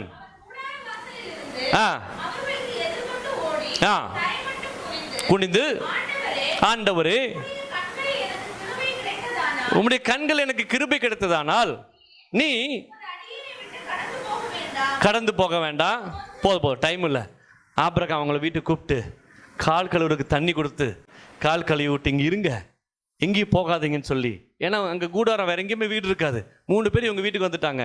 உடனே ஓடி போய் சாராட்ட சொல்றாரு, 3 பேர் நம்ம வீட்டுக்கு வந்துட்டாங்க, மெல்லிய மாவு எடுத்து நீ அப்ப சுடு. இவன் உடனே இளம் கன்று எடுத்து அடிச்சு அங்கே கறி ரெடி ஆகிட்டு இருக்குது. இந்த 3 பேர் உட்காந்துருக்காங்க. 3 பேர் சாப்பிட்டதுக்கு அப்புறம் ஆபிரகாமுக்கு தெரியல வந்தது கர்த்தர். ஹல்லேலூயா. பலிபீடம் மட்டும் கட்டி பிரயோஜனம் இல்லை, ரத்த உறவாய் நீ ஆண்டவரோட மாறணும். அதில் ஒரு வைராக்கியம் இருக்கணும் உனக்கு. திருவிருந்து உன்னுடைய வாழ்க்கையில் மிக முக்கியமாக இருக்கணும். ஞானஸ்நானம் எடுத்தது மிக முக்கியமாக இருக்கணும். அபிஷேகம் பண்ணப்பட்டது மிக முக்கியமாக இருக்கணும். அவர் வீட்டுக்கு வந்துடுவார். ஹல்லேலூயா. இது வரைக்கும் தரிசனத்தில் பேசிட்டு இருந்தவர் வீட்டுக்கு வராரு. ஆபிரகாம் வருவார், உன் வீட்டுக்கு வருவார். ஆபிரகாமுடைய வீட்டுக்கு வந்ததுக்கப்புறம் சாப்பிட்டு சொல்கிறாரு, ஆபிரகாமே அடுத்த வருஷம் என்ன பண்றா? உங்க வீட்டுக்கு ஊழியக்காரங்க வரும்போது நாங்க இல்லை, எங்களுக்கு கொடுக்கலங்கிறதுக்காக சொல்லல, எந்த ஊழியக்காரங்க வந்தாலும் நீங்க அவங்களை என்ன பண்ணணும், நல்லா போசிச்சு அனுப்பணும். அவங்கள நல்ல ஹாஸ்பிட்டாலிட்டிஸ் நீங்க பண்ணணும். உணவோ ஏதோ வாட் எவர். இப்பெல்லாம் சாப்பாடு கொடுத்துறோம். அந்த காலத்தில் என்ன இருக்குது என்ன பண்ணுவாங்க, அரிசி கொடுப்பாங்க, முருங்கைக்காய் கொடுப்பாங்க, அது கொடுப்பாங்க. ஆண்டவர் நம்ம வீட்டுக்கு வரும்போது, அதை நான் இப்படி சொல்கிறேன், புதிய ஏற்பாட்டில் என்ன சொன்னார் ஆண்டவர், நான் உன் வீட்டுக்கு வந்தேன், நீ என்ன பண்ணல, என்ன இப்போ இப்படி கூட எடுத்துக்கலாம். நீங்கள் ஊழியக்காரங்களை கூட கொடுக்க வேண்டாம், பிச்சைக்காரன் நிற்கிறான் வெளியில், ஒரு நல்ல சாப்பாடு கொடுங்க, இருக்கிற உடை ஏதாச்சும் கொடுங்க. அவன் உடை இல்லாமல் தானே வந்திருப்பான், கிழிஞ்ச உடையாக தான் இருக்கும், ஒரு சட்டை எடுத்து கொடுங்க. யோசித்து பாருங்களேன், ஏதோ ஒன்று நீங்கள் கொடுங்க. பிச்சைக்காரங்களுக்கு சுடு சாப்பாடு கொடுத்து பழகுங்க. ஏதோ ஒன்று பழசை கொடுக்காதீங்க, பழச நாய்களுக்கு கொடுங்க. மனுஷங்களுக்கு பழச என்ன பண்ண வேண்டாம், நம்ம கொடுக்க வேண்டாம். அது ரொம்ப அயோக்கியமான காரியம் இல்லை. கெட்டுப்போன உணவை நம்ம சாப்பிடாம பிச்சைக்காரனை கொடுத்தா அது அயோக்கியமானது. அவன் மனுஷன் கெட்ட, அவன் நாய் கிடையாது. நாய்க்கு நல்ல சாப்பாடு சாப்பிட்டா பிடிக்காது. நாய்க்கு கக்குனது தின்னும், மலத்தை தின்னும், அது மோசமானது தின்னும், அதுதான் இஷ்டமான ஃபுட்டு. ஆனால் மனுஷனுக்கு அப்படி இல்லை. ஆனால் எத்தனையோ பேர் நான் பார்க்குறேன், இந்த பசியாக இருக்கிறவங்க ரோட்டோரத்தில் நீங்கள் பழைய சாப்பாடு கொடுத்தாலும் அவங்க இஷ்டத்தோடு அவங்களுக்கு அந்த ஸ்மெல்லு தெரியாது. ஏன்? பசி, வறுமை, அவன் பட்டினியாக இருக்கிறான். ஆண்டவர் கேட்பார், ஒரு நாள் உன்னை கொண்டு போய் நிற்பார், வெள்ளாட்டை வலது பக்கமும் செம்பரியாட்டை இடது பக்கம் நிப்பாட்டிட்டு, நான் உன் வீட்டுக்கு வந்தேன், நீ எனக்கு தண்ணி தரல, நான் உன் வீட்டுக்கு வந்தேன், எனக்கு சாப்பாடு கொடுக்கல, நான் உடை இல்லாமல் வந்தேன், நான் உடை இல்லாமல் நீ எனக்கு உடை கொடுக்கலன்னு சொல்லும்போது, எப்போ ஆண்டவரே வந்தீங்க, இந்த சிறியர்களுக்கு நீ என்ன செய்தியோ அது நீ எனக்கு செஞ்ச. பிச்சைக்கார இந்த என்னைக்கு என் லைஃப்பில் இதில் மனசில் பட்டுச்சோ, நான் ₹1 போடுறதா நான் நிப்பாட்டிட்டேன். மினிமம் ₹20, ₹50, சில டைம் ₹100, ₹10 இருக்கு, என்ன இருக்குதோ அதை நான் கொடுத்துருவேன். நீங்கள் அப்படி பழகணும். எங்கேயாச்சும் பக்கத்தில் டீ சாப்பிட்றீங்க, ஒருத்தர் பாவமாக நின்றுருக்காரு, ஐயா டீ சாப்பிட்றீங்களா, உங்கள்கிட்ட காசு இருக்குதுல்ல, ஐயா டீ சாப்பிட்றீங்களா, ஒரு பண்ணு வச்சுருக்கீங்களா, நிறைய பேர் சொல்கிறீங்க. யாரும் ரொம்ப பாவமாக நம்ம என்ன பண்ணுவோம், வி ஹேவ் டு கிவ். கொடுக்கறதுனால ஒன்றும் நம்ம என்ன பண்ணக்கூடாது. இந்த கார்பரேஷன் வேலை செய்கிறாங்க, வந்துட்டு போகிறாங்க, அவங்கக்கிட்ட ₹10 வாங்கி நம்ம பிழைக்க போய் ஒரு பிரயோஜனமும் கிடையாது. கொடுங்க. Should be blessed. நீ ஆஸ்வதிக்கப்படுவ. காரணம், ஒரு மனுஷனுடைய பசியை என்ன பண்ணுற, நீ ஆற்ற. அவன் சொல்லுவான், தேவனை துதிப்பான், ஆண்டவரே நன்றி. ஏன்னா காக்கை குருவிகளை பற்றி கவலைப்படுகிற ஆண்டவர் நம்ம ஆண்டவர். காசை வச்சு நீ என்ன பண்ண போகிற, பணத்தை வச்சு நீ என்ன பண்ண போகிற, உங்கள் வீட்டில் இவ்வளோ ட்ரெஸ் இருக்குது, அதில் ஆகாத ட்ரெஸ்ஸை வருஷத்துக்கு 5 வீணாக போகுது, அது கொண்டு போய் யாருக்காச்சும் கொடு, அதை தச்சு அயன் பண்ணி நீட்டாக கொடுங்க. ஐயா வச்சுக்கோங்க, எனக்கு புதுசு வாங்குறதுக்கு முடியல, இருந்தாலும் நான் உங்களுக்கு இது என்ன பண்ணுறேன், இந்த ட்ரெஸ்ஸை நான் உங்களுக்கு கொடுக்குறேன். Abraham is a greatest man. பலிபீடம் கட்டினான், தொழுது கொண்டான், ஆண்டவர் சொன்ன எல்லாத்தையும் செஞ்சான், ரத்த உறவா மாறினான், அடுத்து தசம பாகம் கரெக்டாக கொடுத்தான், கிவிங் மணி ப்ராப்பர்லி, சர்ச் ஆனாலும் பாஸ்ட் ஆனாலும் பிச்சைக்காரனாலும் ஏழைகளுக்கானாலும். அடுத்து அவன் பண்ணான் ஹாஸ்பிட்டாலிட்டிஸ். ஆபிரகாம் பண்ணது மாதிரி வேதத்தில் வேற யாரும் பண்ணதில்லை. ஆண்டவர் யார் வீட்டுக்கு அதுக்கப்புறம் அபிஷியாக போனதும் கிடையாது. ஆபிரகாமுக்கு அவ்வளோ இஷ்டம் ஆபிரகாம் மேலே. ஆபிரகாமினுடைய நண்பன், என்னது நண்பன், ஸ்நேகம். அப்போ ஆண்டவர் சொல்றாரு, அடுத்த வருஷம் நான் வருவேன், உனக்கு குழந்தை உண்டாகும். ஹல்லேலூயா. உற்சவ காலத்தில் இவன் நம்பல, சாரா சிரிக்குது கிச்சன்ல இருந்து. இங்க சொல்றாரு ஆண்டவர், உன் பொண்டாட்டி அங்கிருந்து சிரிச்சிட்டு இருக்கா. கூப்பிட்டு சொன்னா, ஐயோ நான் சிரிக்கலன்னு போய் சொல்றா. ஆண்டவருக்கு தெரியாத ஒரு காரியம் இருக்குதா? அடுத்து பாருங்க, இது முடிஞ்சதுக்கு அப்புறம் குறிப்பிட்ட நாளில் சாராளுக்கு பிள்ளை உண்டாயிற்று. ஹல்லேலூயா. பிள்ளை ஆனோன்னு ஆண்டவர் எப்படி மாறினது, ஆபிரகாம் எப்படி மாறினார் தெரியுமா? 21:33 வாசிங்க. சரி நீங்கள் சொல்லுங்கள், இவ்வளோ பலிபீடம் கட்டினவர் புள்ள பிறந்ததுக்கு அப்புறம் என்ன பண்ணியிருக்கணும்? ஏன்னா கவனிங்க, நிறைய பேர்த்த என் லைஃப்பில் பார்த்துருக்கேன். பாவமாக இருப்பாங்க, ஒன்றுமில்லாமல் இருப்பாங்க. அவங்களுக்கு கிடைச்சது வந்துச்சுன்னா ஆள் சேஞ்ச் ஆயிடுவாங்க. பேச்சில், நடவடிக்கையில், ஆண்டவர் விட்டு தூரமாக போகிற காரியம், சர்ச்சுக்கு லீவ் போட்டு போவாங்க. இப்படி பண்ணாதீங்க. ஆபிரகாம் அப்படி தான் பண்ணார். ஆபிரகாம் அடுத்து என்ன பண்ணியிருக்கணும்? இப்படி போட்டிருக்கணும் பைபிள், இருக்குதுலேயே பெரிய பலிபீடம் கட்டிருக்கணும்னு சொல்லணும். இல்லை, இவர் என்ன பண்ணார் பாருங்க, 33 வசனம், 21 33. பெயர் சபாவிலே என்ன பண்ணாரு? இப்ப பலிபீடம் முக்கியமல்ல, ஒரு தோப்பை உண்டாக்கி அதுல ஒரு பலிபீடத்தை கட்டல, தோப்பை மட்டும் தான் உருவாக்கினார். கர்த்தருக்கென்று ஒரு, சொல்லுங்க வாசிங்க.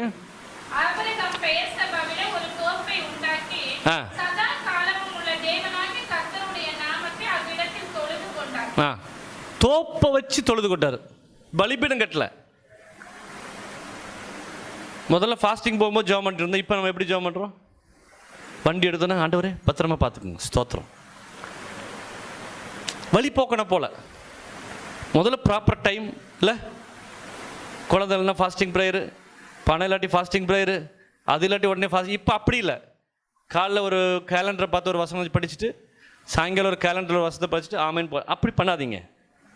இங்கே தோப்பை உண்டு பண்ணிட்டு ஜாலியாக இருந்தார் பாருங்க. அதுக்கு அடுத்த வசனம் பாருங்க, இதெல்லாம் நோட் பண்ணணும். அதுக்கு அடுத்த வசனம், மேல் வசனம் என்ன போட்டிருக்குது?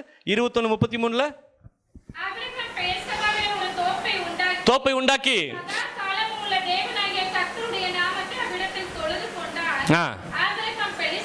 போதும். அதுக்கு அடுத்த வசனம் பாருங்க, 20. எந்த காரியம்? இவர் தோப்பு வாங்கி அங்க ஜெபிச்சதுக்கு அப்புறம் ஆண்டவர் சொல்றாரு, ஆபிரகாம் என்ன பண்ணாரு? சோதித்தாரு. எதை வச்சு சோதித்தாரு? பலிபீடத்தை கட்டி, எனக்கா பலிபீடம் இல்லமாக்குற, பலிபீடத்தை வச்சே உனக்கு ஒரு வைக்கிறேன்டா ஒரு வழின்னு சொல்லி. ஆபிரகாம் தான் உருவாக்குனது. ஆண்டவர் கேட்டாரா பலிபீடம் கட்டுன்னு? சொல்லுங்க, ஆபிரகாம் சொல்லி கொடுத்தாரா? ஓஹோ, கதை இப்படி போகுது. நீ ஆபிரகாம், நீ பலிபீடத்தை வச்சு நீ ஏமாத்தின மகனே. இந்த பலிபீடத்துலேயே அவருக்கு முள்ள என்ன பண்றேன்? என்னது? அங்க என்ன சொல்ற? உன் புத்திரனும் உன் ஏக சுதனியும் உன் நேசகுமாரனுமாகிய ஈசாக்கை அழைத்து கொண்டு போய்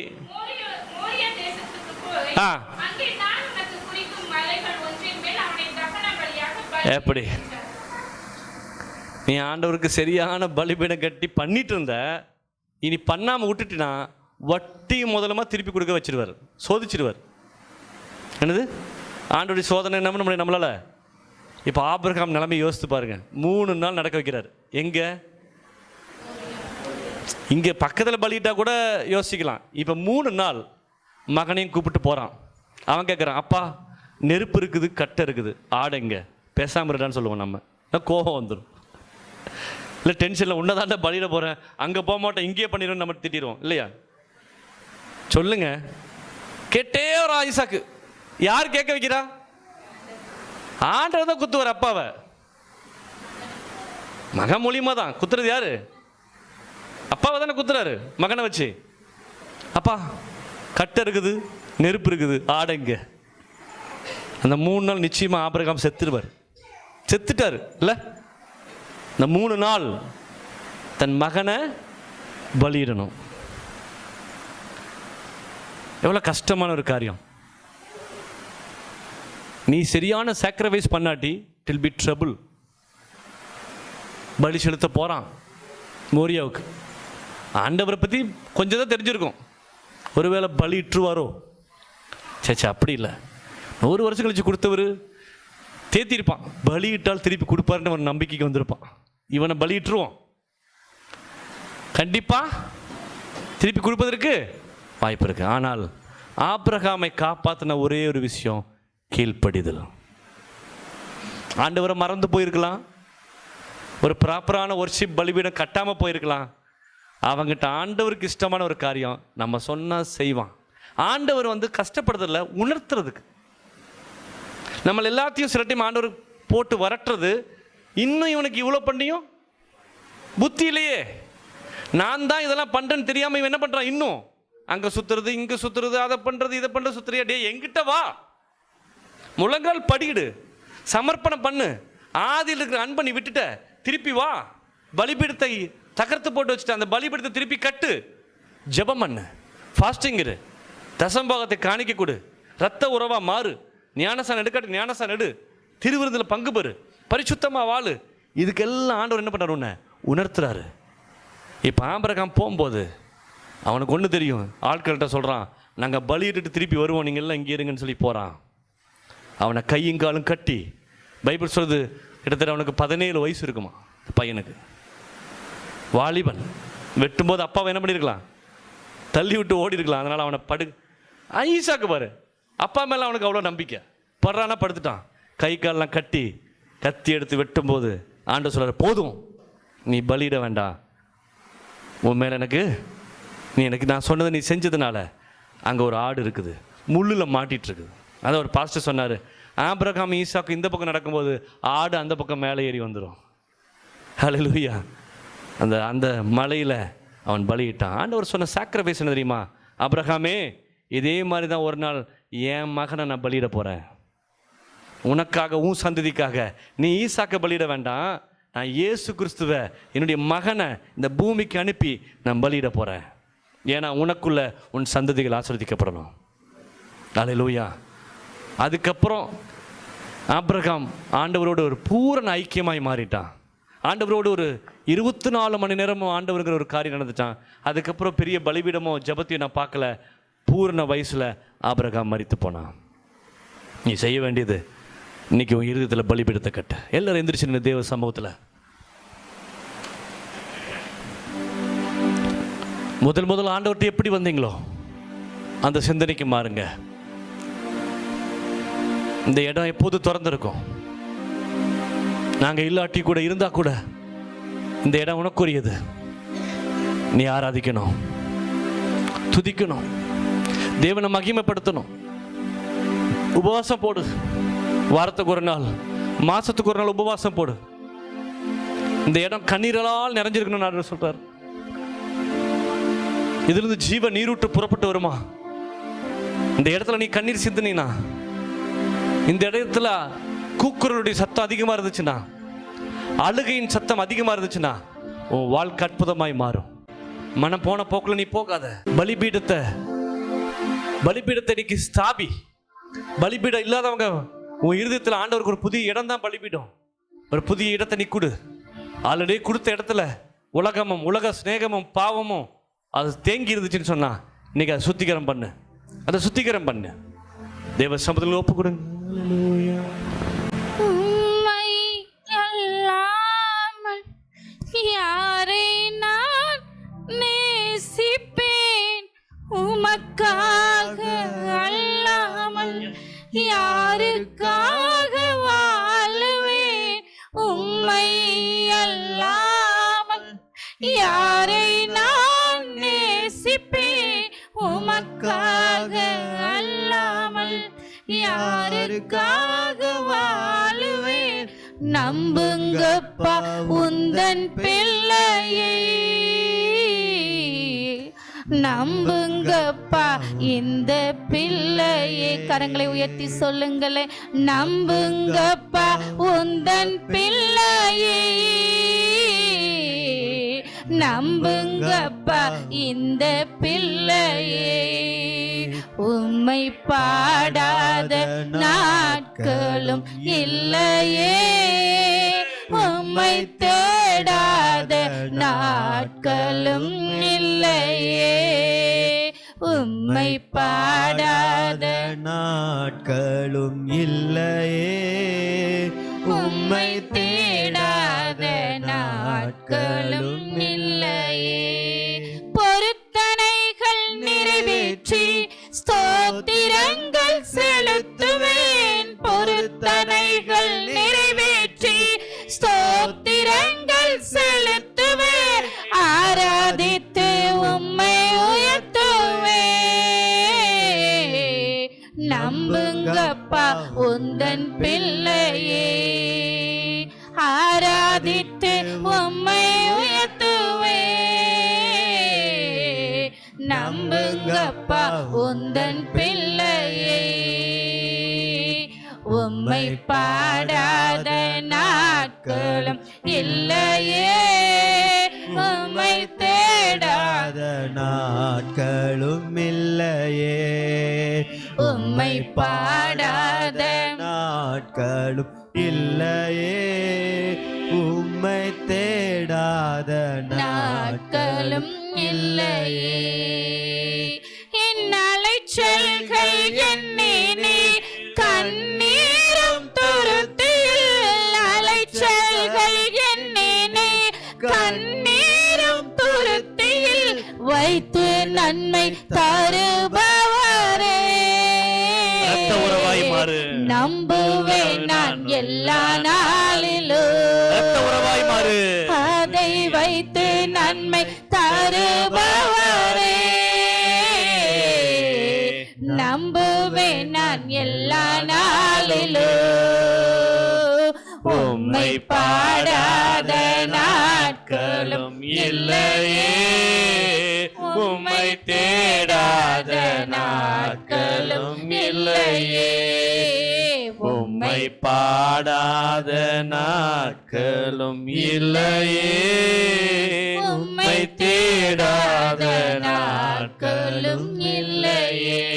உம்மை அல்லாமல் யாரை நான் நேசிப்பேன்? உமக்காக அல்லாமல் Yes, thank you, Holy Spirit. யாருக்காக வாழுவேன்? உம்மை நீங்க இல்லாம அல்லாமல் யாரை நான் யாரை நேசிப்பேன்ப்பா? உமக்காக அல்லாமல் யாருக்காக வாழுவேன்? உம்மை அல்லாமல் Yes. யாரை நான் நேசிப்பேன், உமக்காக அல்லாமல் யாருக்காக வாழுவேன்? உம்மை அல்லாமல் யாரை நான் நேசிப்பேன்? உமக்காக அல்லாமல் யாருக்காக வாழுவேன்? நம்புங்கப்பா இந்த பிள்ளையை. என்ன நம்புங்கப்பா.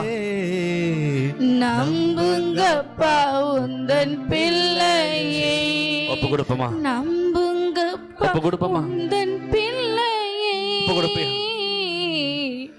நம்புங்கப்பா உந்தன் பிள்ளையை. ஆபிரகாமை போல நீ மாறினா ஆண்டவர் உன்னை கைவிட மாட்டார். உயிருக்கு உயிர் ஆண்டவர் சிநேகி, உயிரோடு கலந்தவரா. உன் ரத்தத்துல உன் சதையில எப்படி ரத்தம் ஓடிட்டு இருக்குதோ, ரத்தம் இல்லைன்னா ஜீவன் இல்லை, ரத்தம் இல்லைன்னா அவ்வளவுதான்.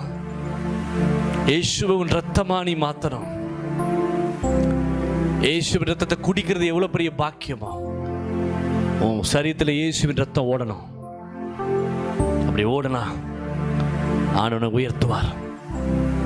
தலைமுறை தலைமுறை, சந்ததி சந்ததியாய். ஓ Jesus. O Rafah ஷதரா உடபரா ஷதநதியால் கனாதனா.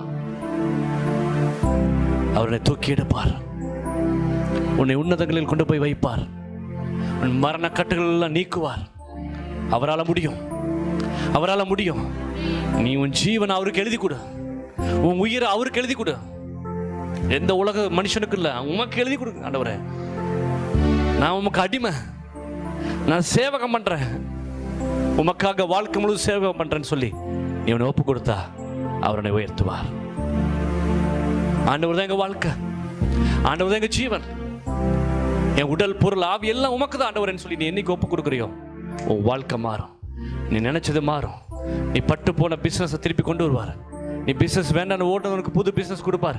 He will be lift up. அவர் ஆண்டவர்கிட்ட வந்தா மட்டுமே, இல்லாட்டி இல்லை, இல்லாட்டி இல்லை. ஒப்பு கொடுப்போமா? பரிசுத்தமுள்ள நல்ல பிதாவே, இந்த வார்த்தைக்காய் ஸ்தோத்திரம். வந்திருக்கிற ஒவ்வொருவரையும் பலப்படுத்தி ஸ்திரப்படுத்துவீராகப்பா. தேவநாம மகிமைப்படட்டும். இயேசுவின் நாம ஜெபிக்கிறோம் நல்ல பிதாவே, ஆமென். என் ஆத்துமாவே கர்த்தரை ஸ்தோத்திரி, என் முழு உள்ளமே அவருடைய பரிசுத்த நாமத்தை ஸ்தோத்திரி. என் ஆத்துமாவே கர்த்தரை ஸ்தோத்திரி, அவர் செய்த சகல உபகாரங்களையும் மறவார். நம்முடைய கர்த்தராகிய இயேசுவின் கிருபையும் பிதாவாகிய தேவனுடைய அன்பும் பரிசுத்தருடைய அன்பின் நினைக்கும் இன்றும் இன்றும் சதாகாலங்களோடு கூட இருப்பதாக. ஆமென், ஆமென். God bless you. கர்த்தர் ஆசீர்வதிப்பாராக.